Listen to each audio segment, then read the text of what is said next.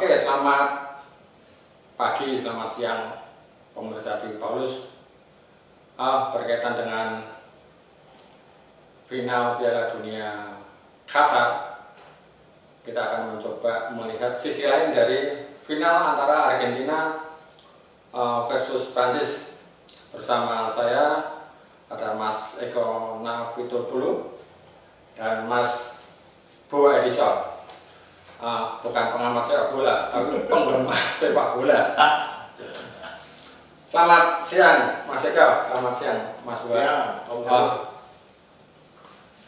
Apa yang Mas kira-kira yang menarik antara final antara Prancis dan Argentina ini? Ya jelas untuk pemirsa pertama bahwa mereka kesebelasan kedua ini sudah menunjukkan kerja kerasnya, seriusannya, kegigihannya sampai ke titik yang paling final ini. Argentina sempat kalah di laga pembuka dari Arab Saudi. Kira-kira berpengaruh nggak sih kemudian mereka menjadi lebih semangat atau menjadi alarm dini sehingga mereka bisa tampil impresif di laga-laga selanjutnya? Yang jelas di ruang tunggu mereka pasti diomelin, berarti pasti akan semangat gitu. Berikutnya. Kalau saya lain, ini ada upaya-upaya bandar-bandar yang besar untuk bikin supaya bandar menang. Supaya bandar menang, baru jadi juara. Itu kalau ingat yang sulap Darko ya.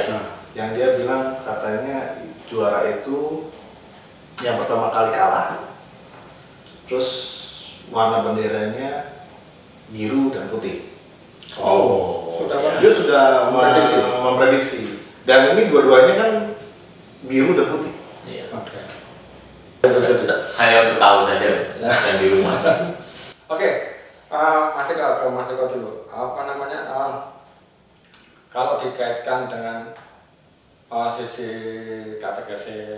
liturgis, bagaimana? Karena ini kan kita TV-nya di Paulus ya. Kalau mau prediksi secara teknis, secara strategis sudah banyak.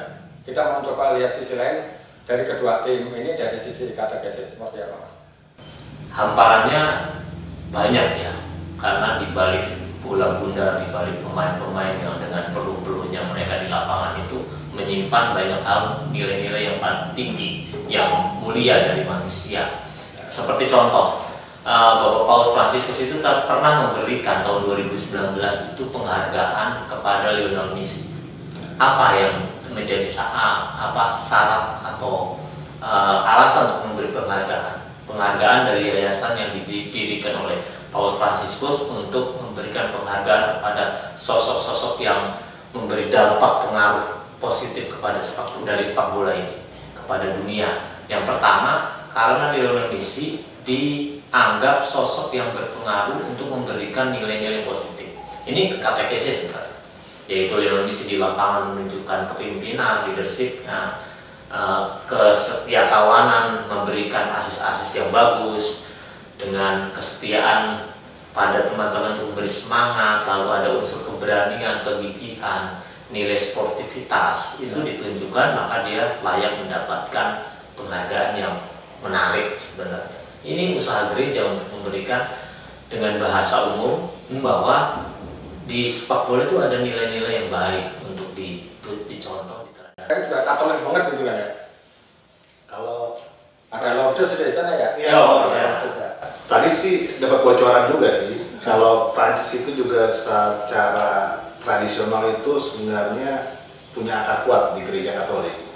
Ya, juga ditambah dengan kalau kita sejarah kepausan zaman dulu juga pernah juga ada paus yang bertahta di Sevignon kalau nggak salah ya.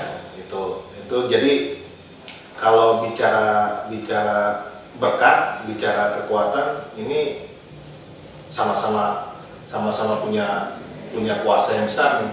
Kalau bicara dalam tanda kutip gitu ya, karena ya begitulah. Ya, begitu. Dilihat nanti pasti final. Ya, artinya nanti mungkin Tuhan Yesus akan menjadi bingung. Itu dia. Mengabulkan doa yang mana, doa siapa gitu. Betul.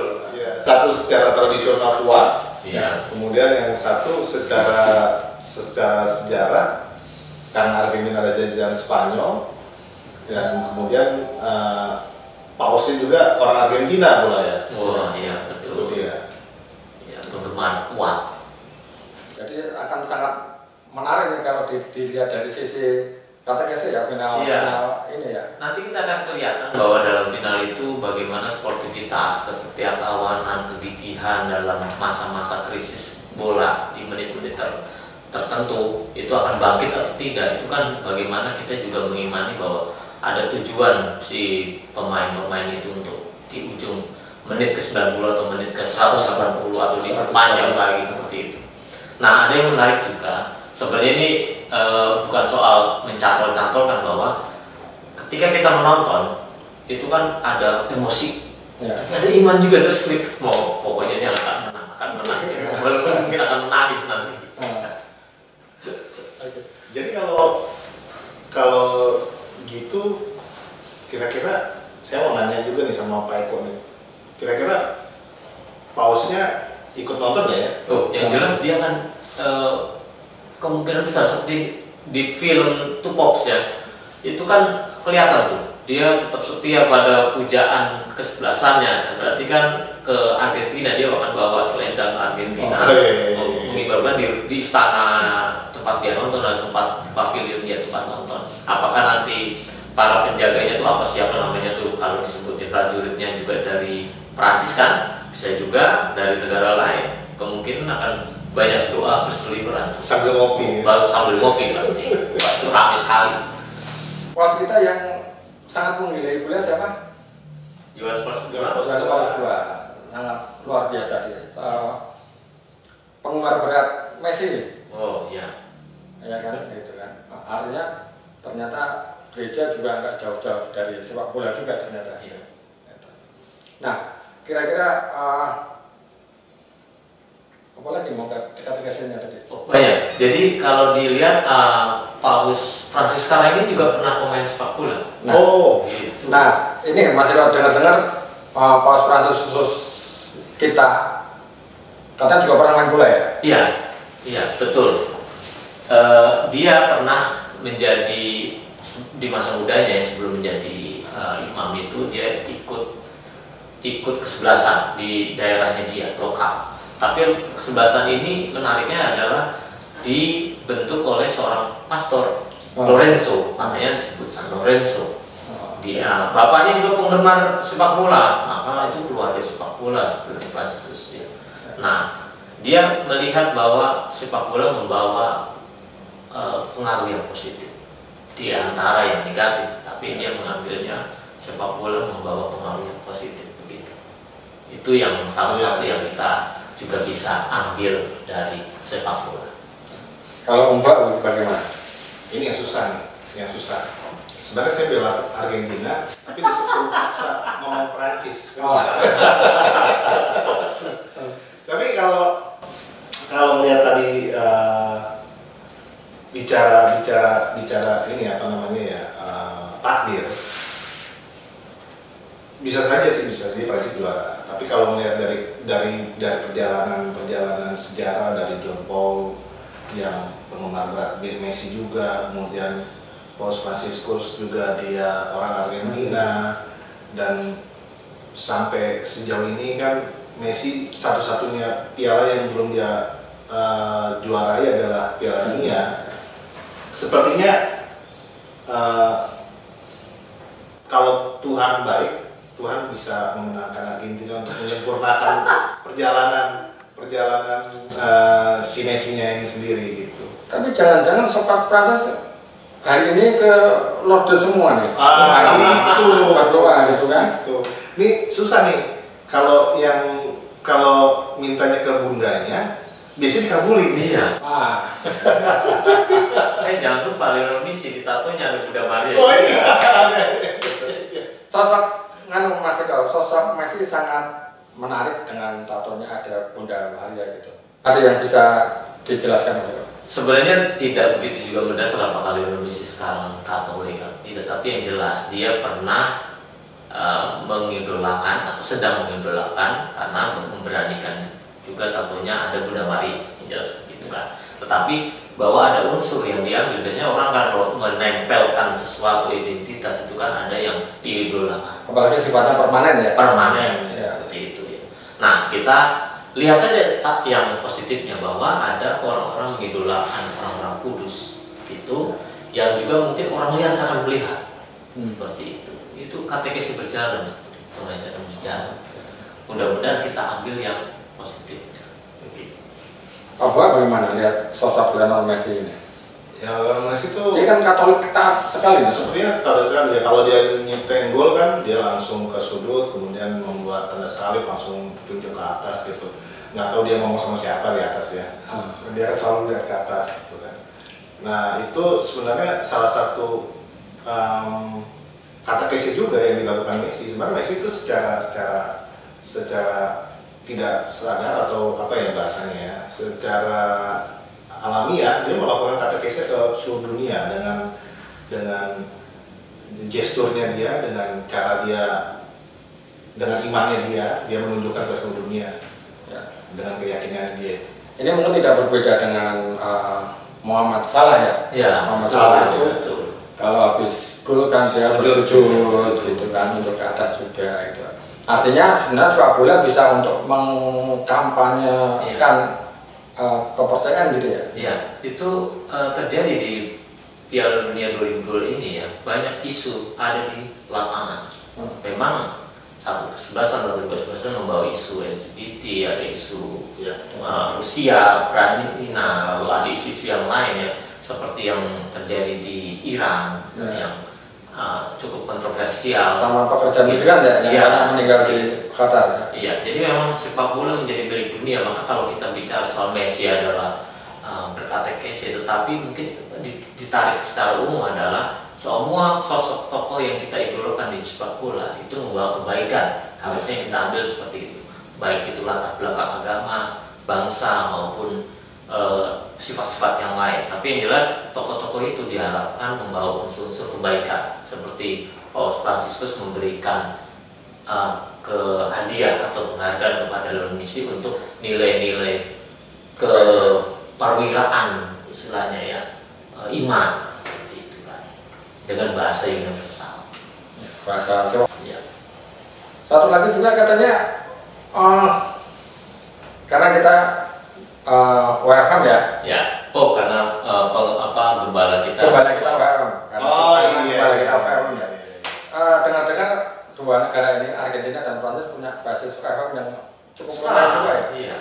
Jadi dalam statistik, tapi bukan yang terbaru, yang sekitar 1995 sampai 2020. Jadi memang agak jauh ya, tetapi kita bisa bayangkan bahwa di tahun itu saja member dari OFM itu, bayangkan biara-biara yang Prancis kan itu berdoa berbeda, sementara yang difaskan di seluruh dunia yang lain akan tinggal mendukung biara yang ada di Prancis atau dia yang di Argentina. Wah, itu kan Argentina punya keuskupan yang besar, beda dengan Prancis, dan banyak juga para Fransiskan di sana kan. Wah, saya membayangkan para imam kita yang Fransiskan akan bernelpon ke saudaranya yang di Prancis, saya mendukung kamu itu.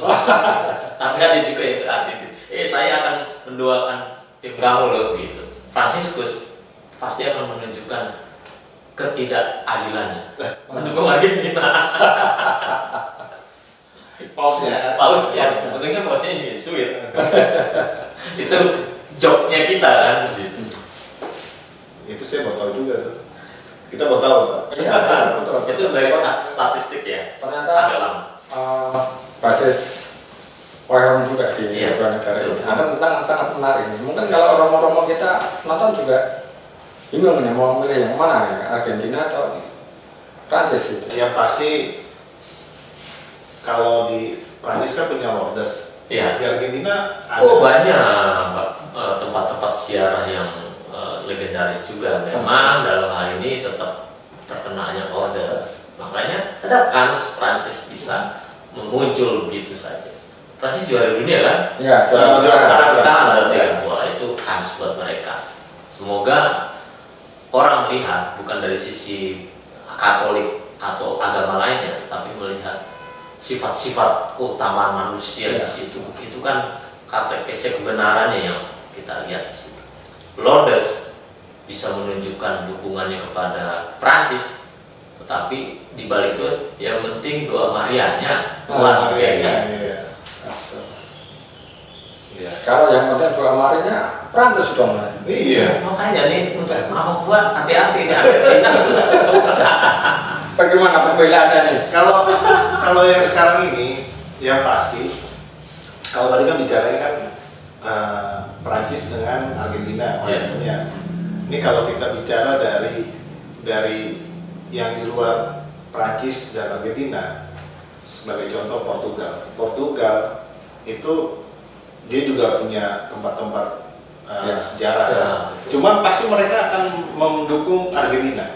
Kenapa tuh? Karena mereka tidak mau Messi menjadi legenda. Jadi sama juga nih doanya ke Bunda Maria juga nih, lawan Portugal. Prancis dong ya, juaranya nanti. Iya. Itu dari prediksi ya, bisa dihancurkan oleh si kulit bundar. Nah, kulit bundarnya dari Indonesia bukan tuh?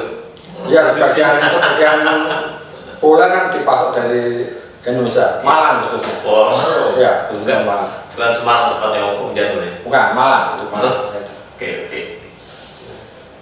Jadi Portugal, Brazil mungkin lebih condong ke Argentina, condong ke Prancis dibandingkan mungkin kalau Spanyol pasti lebih dekat ke Argentina sebagai bekas penjajahnya Argentina.